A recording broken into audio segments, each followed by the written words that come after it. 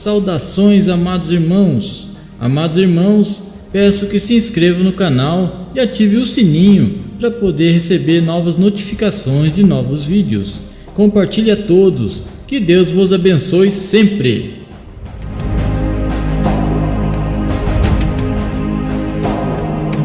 O tema apresentado: a volta de Jesus Cristo. Mensagem do noivo para sua noiva. Quando eu era ainda criança, na década de 80, o grito da igreja era: Cristo está voltando. Como o ladrão da noite, ele voltará quando menos se esperar. Virá num piscar de olhos, ao soar da trombeta. Fique preparado o tempo todo. Por toda a minha adolescência, esse grito era ouvido todo culto de domingo. Todo evangelista que vinha pregar na igreja de meu pai tinha uma mensagem comovente sobre o breve retorno de Cristo. Seus gritos se perdem em minha memória. E a mensagem formava em mim um temor e expectativa. Aprendi a viver esperando o Senhor voltar a qualquer momento. Esse grito, Cristo está voltando, raramente se ouve hoje na igreja. Não me lembro da última vez em que ouvi uma mensagem sobre a volta de Jesus. Como resultado, quando olho o corpo de Cristo, vejo pouca expectativa pela breve volta do Senhor. É triste, mas é só uns poucos e fiéis servos que parecem desejar e querer apressar a sua manifestação. Na verdade, há uma nova mentalidade quanto a esse assunto entre muitos cristãos. A ideia é: Jesus não está voltando. Ouvimos isso há anos. De todas as profecias que precisam se cumprir antes de sua vinda, só poucas se realizaram. Porque devemos esperar a sua volta. Tudo continua do jeito que sempre foi. A Bíblia previne quanto a essa mentalidade. Pedro diz que haveria escarnecedores nos últimos dias, zombando da mensagem quanto à vinda de Jesus. Nos últimos dias, virão escarnecedores com os seus escárnios, andando segundo as próprias paixões e dizendo: onde está a promessa da sua vinda? Porque, desde que os pais dormiram, todas as coisas permanecem como desde o princípio da criação, segundo Pedro 3:4. Incrível, muitos temem a volta de Cristo. O fato de pensarem em suas vidas chegando ao fim e terem de enfrentar o dia do juízo é tão amedrontador que eles tiram isso da mente. Como tal coisa poderia acontecer com crentes? Você pergunta. Segundo Pedro, suas vidas são ditadas por desejos, andando segundo as próprias paixões. 3:3. Pense no que Pedro está dizendo. Se você se prende a um pecado favorito, não vai querer nada com esta mensagem da volta de Cristo. A ideia de que Jesus virá e o julgará é o pensamento mais assustador que um pecador pode ter. Então é preciso zombar da ideia de ter de se comparecer diante de Deus em meio às suas cobiças devastadoras, e prestar contas. A mensagem de Pedro para nós é clara: eis o que está por trás de toda a impertinência quanto à volta de Cristo: zombaria da lei de Deus. É o ódio pela Bíblia, o desprezo pelos 10 mandamentos, o descaso pelo Evangelho. Esse é o motivo que está por trás de toda a corrupção, de toda essa petulância do pecado, da impotência da igreja. Os escarnecedores estão pregando uma nova mensagem: Cristo não está voltando. Não existe isso, de acerto de contas. Tudo continua do mesmo jeito há anos. A gente não precisa ter medo do dia do juízo. Bem como Pedro profetizou, esses zombadores estão presentes hoje. E não estão zombando da lei terrena. Estão zombando das leis de Deus. Você vê isso na força feita para se romper a instituição do casamento entre um homem e uma mulher. Eles não se concentram na Constituição, mas na palavra de Deus. E tais escarnecedores estão em altos postos, no Congresso, em altas cortes, nas faculdades e escolas, até em seminários bíblicos. Por causa dessa licenciosidade desenfreada, as pessoas são atacadas por uma cegueira deliberada. Os escarnecedores podem ser ouvidos dizendo: tudo continua se mostrando de maneira ordenada. O sol amanhã se levantará na hora programada, as estações virão e se irão. Tudo aquilo que nos foi dito no passado ainda não aconteceu.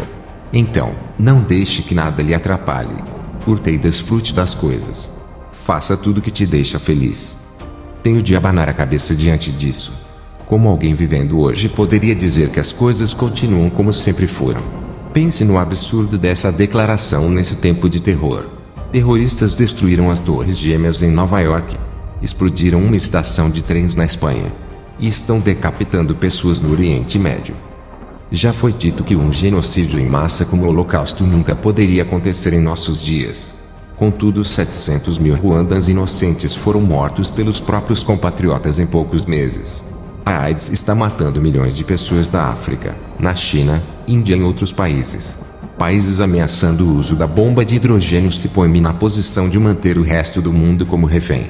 E há um crescimento de novas doenças mortais, como a SARS e o Ebola, que consomem o corpo de uma pessoa em semanas, sem falar que novas pandemias ainda virão. Tudo continua como sempre. Que ignorância teimosa! Deve estar claro até para os ímpios que o Senhor está abalando tudo que é possível ser abalado. E o que virá em futuro próximo é muito terrível até de se pensar. No entanto, à medida que tudo isso acontece, há uma força poderosa e invisível agindo na Terra. É um poder do qual nenhum homem pode se esquivar ou ignorar. Estou falando do poder do Espírito Santo. Ele é o administrador de Cristo na Terra.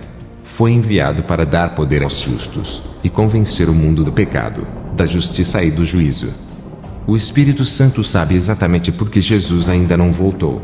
É porque o nosso Senhor é longânimo. É paciente com o pecador, desejando que nenhum pereça. Em sua misericórdia, está esperando que o mais vil dos pecadores se arrependa. E por essa específica razão, o Espírito Santo não irá afrouxar sua tarefa. Você pode zombar ou tentar se livrar dele, mas o Espírito volta vez após outra, convencendo do pecado e revelando a verdade de Cristo. Apesar de que os escarnecedores virão, as Escrituras dizem que o Espírito Santo também virá nos últimos dias, se derramando sobre a terra. Isso aconteceu no dia de Pentecostes. E agora, ao final dos tempos, o Espírito Santo está dando o grito final, da meia-noite. Cristo está voltando. Os muçulmanos e os hindus ouvirão esse grito. Todo pecador, todo santo, todo judeu ou gentil, sobre a terra ouvirão. Essa verdade será proclamada às nações. Pode-se perguntar, de que tipo de volta de Cristo você está falando? Está se referindo a um arrebatamento secreto? Está falando da volta pré, meio ou pós-tribulacionista? Ou, você quer dizer que Cristo virá no extremo final dos tempos? Alguns cristãos acreditam que Jesus subitamente evacuará o seu povo da terra naquilo que é chamado de arrebatamento. Outros ensinam que Cristo virá na metade de um período conhecido como a Grande Tribulação.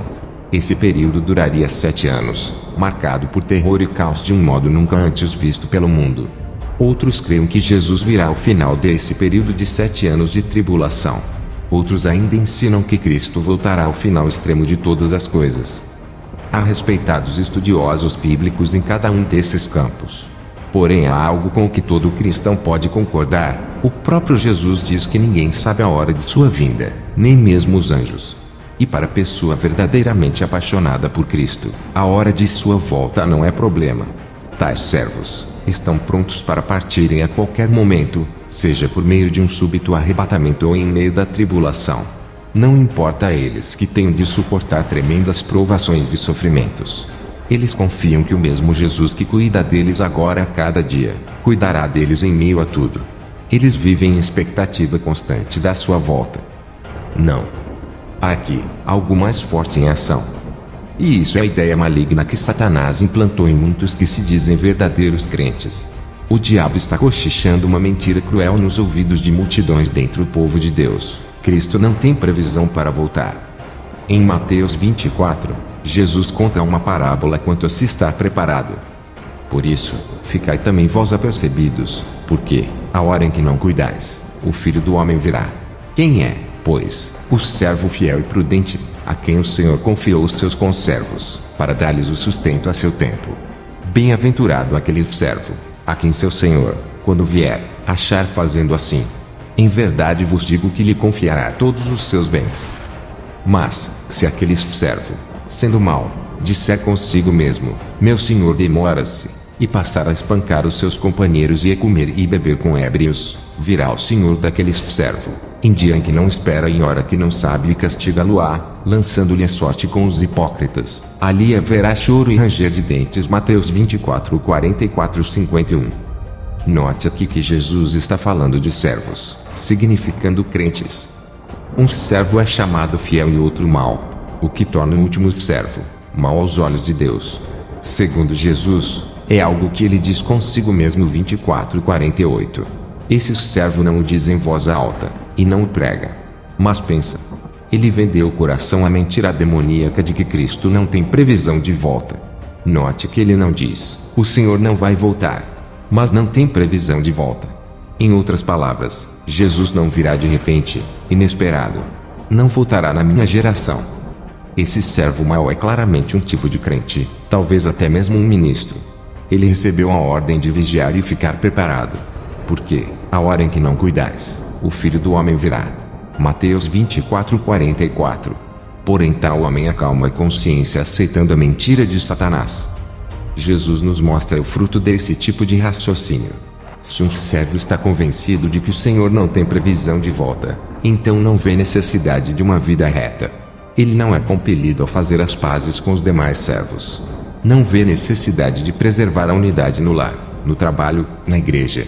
Ele pode ferir o próximo, acusá-lo, guardar rancor, destruir a reputação desse próximo. Como Pedro diz, tal servo é movido por suas paixões. Ele quer viver em dois mundos, se entregando a uma vida no mal e ao mesmo tempo acreditando estar seguro diante de um julgamento de justiça. Alguns dizem que Paulo preveniu contra a pregação de que a vinda do Senhor está próxima, para não agitar as pessoas. Paulo escreveu: irmãos, no que diz respeito à vinda de nosso Senhor Jesus Cristo e a nossa reunião com Ele, nós vos exortamos a que não vos demovais da vossa mente, com facilidade, nem vos perturbeis, quer por espírito, quer por palavra, quer por epístola, como se procedesse de nós, supondo tenha chegado o dia do Senhor. 2 Tessalonicenses 2:1-2. Os escarnecedores referem: veja, alguém na igreja primitiva agitou os crentes com a mensagem de que Cristo estava prestes a chegar. E Paulo lhes disse: não se preocupem com isso. Não deixem que isso os incomode ou vos preocupem. Mas não é isso que o original grego revela. A raiz grega é: não vos perturbeis, supondo tendo chegado o dia do Senhor. O que perturbou os tessalonicenses foi acharem que Cristo já teria vindo, havendo eles perdido esse acontecimento. Paulo lhes assegura no versículo seguinte: ninguém, de nenhum modo, vos engane, porque isto não acontecerá sem que primeiro venha a apostasia e seja revelado o homem de iniquidade, o filho da perdição. 2:3. Paulo estava apenas dirigindo seus temores deles quando disse: não se preocupem, pois duas coisas precisam acontecer antes. Então, qual é a teologia primordial de Paulo quanto à volta de Cristo? Nós encontramos em duas passagens: e digo isto a vós outros que conheceis o tempo, já é hora de vos despertardes do sono, porque a nossa salvação está, agora, mais perto do que quando no princípio cremos. Vai alta a noite, e vem chegando o dia. Romanos 13:11-12. Seja a vossa moderação conhecida de todos os homens. Perto está o Senhor. Filipenses 4:5. Paulo está gritando: acordem. Já passou da meia-noite. A vinda do Senhor está próxima, então mexam-se. Não sejam indolentes. Jesus está voltando para os que o aguardam. Os céticos podem perguntar: mas e as palavras ditas pelo próprio Paulo? Ele realmente disse que duas coisas tinham de acontecer antes da volta de Cristo. Primeiro, o Senhor não virá enquanto uma grande apostasia não ocorrer. E segundo, o anticristo tem de levantar e se proclamar Deus. Teremos de ver o anticristo sentado no templo, exigindo que as pessoas o adorem, antes que Jesus volte. Primeiro de tudo, alguém precisa estar deliberadamente cego para não ver uma apostasia violenta agarrando o mundo. A incredulidade varre as nações, com crentes caindo por todo lado. A apostasia a qual Paulo se refere claramente já chegou há muito tempo. Note as palavras de Paulo aqui: o mistério de iniquidade já opera, segundo Tessalonicenses 2:7. O que é esse mistério da iniquidade? E a transgressão? É um espírito do caos, sem nenhum respeito pela lei de Deus. E é a razão específica pela qual Deus destruiu a terra pelo dilúvio, devido à violência e corrupção humanas. Se a transgressão que Paulo viu em seus dias apenas aumentava, não é de se admirar que hoje as pessoas decentes fiquem alarmadas e assustadas com o que vem acontecer. Leis e instituições que durante séculos evitaram que a sociedade caísse no caos estão sendo rasgadas de um lado para o outro. Paulo diz o seguinte sobre isso: aguarda somente que seja afastado aquele que agora o detém. 2:7. Ele está dizendo: há um poder de refriamento agindo, detendo o caos. Mas este que restringe está prestes a ser removido. O Espírito sempre estará aqui para cumprir sua missão. Mas seu ministério de restrição será levado, oiçado, afastado. Não consigo imaginar nenhum outro poder que seja capaz de restringir a corrupção, a transgressão, além do Espírito Santo. Pense no que acontece a uma sociedade quando o Espírito Santo remove o seu poder de restrição. Todas as instituições, sejam as do governo até a da família, saem totalmente de controle. Não dá para imaginar como seria Nova York sem que o refriador estivesse detendo a explosão do mal. Eu não gostaria de estar perto dessa cidade se o Santo Espírito não estivesse em ação. Mas vemos um espírito de transgressão agindo por todo o mundo. As forças do Anticristo já estão se reunindo e revelando em altos níveis. Agora mesmo, a União Europeia está estabelecendo uma constituição que nega totalmente a Deus. Um ministro pentecostal da Suécia está hoje na cadeia por ter pregado contra o homossexualismo. Isso é só um sinal de como o cenário está sendo preparado. Pode-se dizer, sim, mas Paulo diz claramente que Jesus não pode voltar enquanto o Anticristo não estiver no poder. Mas atente ao que as Escrituras dizem: quem é o mentiroso, senão aquele que nega que Jesus é o Cristo? Este é o Anticristo, o que nega o Pai e o Filho. 1 João 2,22. Segundo João, o Anticristo é qualquer um que negue o Pai e o Filho. E mais, diz ele, o aumento destes anticristos é prova de que estamos vivendo exatamente nos últimos dias. Além disso, virá um homem que irá incorporar o nome do pecado. Em resumo, nada está detendo a volta de Cristo. Pense no terrorismo mundial, na deificação do ego, nos ataques grosseiros contra a instituição do casamento e valores piedosos. Pense na brutalidade islâmica, no homossexualismo militante, na vileza da TV e do cinema, no assédio frequente contra crianças. Uma diocese católica nos Estados Unidos há pouco declarou falência, incapaz de pagar os milhões de dólares adjudicados a 60 crianças vítimas de assédio sexual cometidos por um sacerdote. Leve em conta que tudo isso ocorreu estando ainda sob restrição. Eu lhe pergunto, o que acontecerá quando Deus disser àquele que está detendo tais coisas: remova a tua mão de contenção.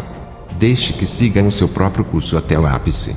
Paulo nos dá um quadro disso. Aguarda somente que seja afastado aquele que agora o detém, o refreador. Então, será de fato revelado o iníquo. 2 Tessalonicenses 2:7-8. O Espírito Santo sabe o que deve breve acontecer, quando inexistirão mais restrições. Todo homem se entregará às suas paixões. Toda religião militante forçará seus deuses sobre as outras. Tudo que for santo será desprezado. Toda lei será quebrada livremente. E a igreja apóstata pregará as doutrinas mais corruptas e malditas do inferno. Tudo está ajustado para acontecer até mesmo agora. Uma grande apostasia cobriu a terra. O ego assumiu o trono do coração do homem. Em um tempo muito curto, quando o refreador tiver partido, virá o que Paulo chama operação do erro, para darem crédito à mentira. 2 Tessalonicenses 2:11. Que mentira é essa? Trata-se da aceitação cega de que qualquer pessoa que vier em nome de Jesus fala por Deus. Falsos mestres se levantarão, que aceitam Cristo como um bom homem mas não como Deus, tendo forma de piedade, negando-lhe, entretanto, o poder. 2 Timóteo 3:5. Os que seguirem esses enganadores serão atraídos a um outro Jesus, a um outro evangelho estranho. A cegueira será devastadora, arrebanhando multidões, inclusive os que antes estavam em chamas para o Senhor. Porque Deus vai parar o refreador. Porque, diz Paulo, não deram crédito à verdade, antes, pelo contrário, deleitaram-se com a injustiça. 2 Tessalonicenses 2:12. Agora mesmo estamos vendo o refriamento do Espírito Santo sendo removido um pouquinho mais a cada dia. Isso nos leva ao ponto central da mensagem. O anseio no coração do homem ou da mulher que está em Cristo. No Apocalipse, Jesus anuncia: eis que venho sem demora. Bem-aventurado aquele que guarda as palavras da profecia deste livro. Apocalipse 22:7.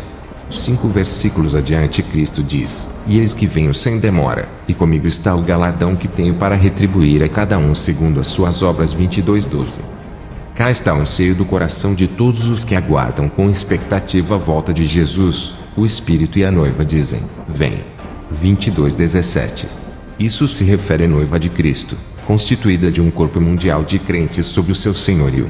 Todos esses servos são crentes nascidos de novo e purificados pelo sangue. Você pode dizer, Compreendo que este seja o anseio do coração do crente. Mas porque o Espírito também clama a Jesus, vem. É porque esta é a última oração do Espírito Santo, sabendo que sua obra sobre a terra está quase completada. Como Paulo ou Pedro, a quem Deus comunicou que seu tempo sobre a terra era curto, o Espírito igualmente clama: vem, Senhor Jesus. Então, onde ouvimos hoje esse clamor do Espírito? Ele vem através daqueles que estão assentados com Cristo nos lugares celestiais, que vivem e andam no Espírito, cujos corpos são templo do Espírito Santo. O Espírito clama neles e através deles: apressa-te, Senhor, vem. Quero lhe perguntar, qual foi a última vez que você orou: Senhor Jesus, venha rápido, venha breve? Pessoalmente, não me lembro de ter feito essa oração. O fato é que eu nunca achei que poderia apressar a volta de Cristo permitindo que o Espírito fizesse essa prece através de mim. Mas Pedro nos dá prova dessa incrível verdade, esperando e apressando a vinda do dia de Deus, por causa do qual os céus, incendiados, serão desfeitos, e os elementos abrasados se derreterão, segundo Pedro 3,12. Em grego, a frase apressando a vinda do dia significa acelerando, instigando. Pedro diz que nossas preces expectantes estão apressando, adiantando, insistindo junto ao Pai para rapidamente enviar de volta o seu Filho. Só um ponto está detendo esse glorioso evento. Trata-se de uma única questão, a não resoluta. Não retarda ao Senhor a sua promessa, como alguns a julgam de morada. Pelo contrário, Ele é longânimo para convosco, não querendo que nenhum pereça, senão que todos cheguem ao arrependimento, segundo Pedro 3,9. A misericordiosa paciência do Senhor dita a hora de sua volta. Então, isso quer dizer que não devemos orar para sua vinda? Nada disso. O próprio Cristo nos diz no Evangelho de Marcos: porque aqueles dias serão de tamanha tribulação como nunca houve desde o princípio do mundo, que Deus criou, até agora e nunca jamais haverá. Não tivesse o Senhor abreviado aqueles dias, e ninguém se salvaria, mas, por causa dos eleitos que Ele escolheu, abreviou tais dias. Marcos 13, 19 e 20. Imagine o que poderia acontecer se, por todo o mundo, a noiva de Cristo despertasse e orasse no Espírito: Jesus, venha. Ainda, se creio que o mundo dispara em direção ao caos irrefreável, e que Cristo voltará breve, então o meu clamor deve ser dirigido em favor aos meus familiares e amigos que estejam despreparados. Seria hipocrisia eu orar para Jesus vir, e no entanto não interceder para que os meus queridos estejam preparados para aquele dia. A minha oração deve ser: venha, Senhor. Mas primeiro, dê a meus familiares e amigos que estejam perdidos, ouvidos para ouvir. Salve os perdidos. Paulo escreveu a seu filho espiritual, Timóteo, sem cessar: me lembro de ti nas minhas orações, noite e dia, segundo Timóteo 1,3. Você pode dizer com consciência pura que tem orado por seus queridos não salvos com tal intensidade? Eis o âmago dessa questão. Devemos sim o anunciar e gritar: Jesus está voltando. Mas em ritmo de oração e pregações, pois estaremos levando as boas novas do Senhor, e dizendo: vem, Senhor. Maranata. Atente para esse clamor, de um homem ou de uma mulher que amam o seu aparecimento. Então, sem percebermos, o tempo passou e o veremos face a face. O contemplaremos. 1 Coríntios 13:12. A volta de Jesus não deve lhe perturbar. Ela deveria lhe entusiasmar. Se você realmente ama uma pessoa, então quer ficar perto dela. Dá para você imaginar como é Jesus chamando o seu nome? Imagine um casal de noivos, e o noivo sendo convocado para se ausentar por um período de tempo, seja negócios ou para o exército. Ele diz à noiva: eu estou indo, mas eu te digo, me espera que eu voltarei, mas não sei te dizer quando isso acontecerá. Eis aí o endereço onde você poderá me achar. Eu te amo muito, não me esqueça, eu sempre estarei lá, aguardando o dia de retornar. Durante os primeiros anos, a noiva escreve sempre ao seu noivo lindas cartas de amor. Mas ela não diz: por favor, volte logo. Já tenho saudades. 10 anos se passam, depois 20, e cada vez ela lhe escreve menos e menos. Ainda assim, nunca diz: volte rápido, eu te suplico. A noiva esqueceu de que precisava ficar firme para a volta de seu noivo, e não deixar as lutas da vida atrapalhar o seu noivado. O seu desejo de noivar esfriou-se. A noiva deveria ter muitas saudades, dizer sempre: eu preciso do teu abraço, preciso ver o teu rosto. Estou orando para que você volte logo. quero muito estar junto de ti para sempre. Esse é um retrato em contraste da igreja hoje. Como podemos dizer a Cristo que o amamos e temos saudades, se nunca oramos para que volte para nós? Como pode acontecer de nunca expressarmos que ele deve voltar depressa e nos levar para consigo, e assim estarmos em sua companhia constante? Como pode acontecer de não dizermos, não dá mais para resolver, sem que estejas aqui? Não quero ficar longe de ti. O Senhor disse, vou ao Pai e logo voltarei. Então sabemos onde ele está e que prometeu voltar.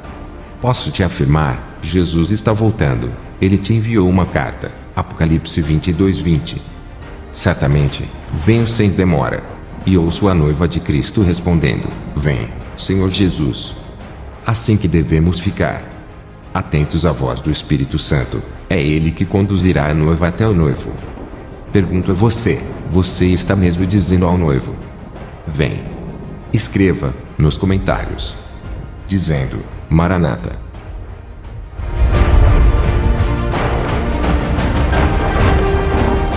Irmãos, chegamos ao fim de mais um vídeo. Inscreva-se no canal e ative o sininho. Compartilhe a todos para receber novas notificações de novos vídeos. Fiquem todos na paz do Senhor e Salvador Jesus Cristo. Amém.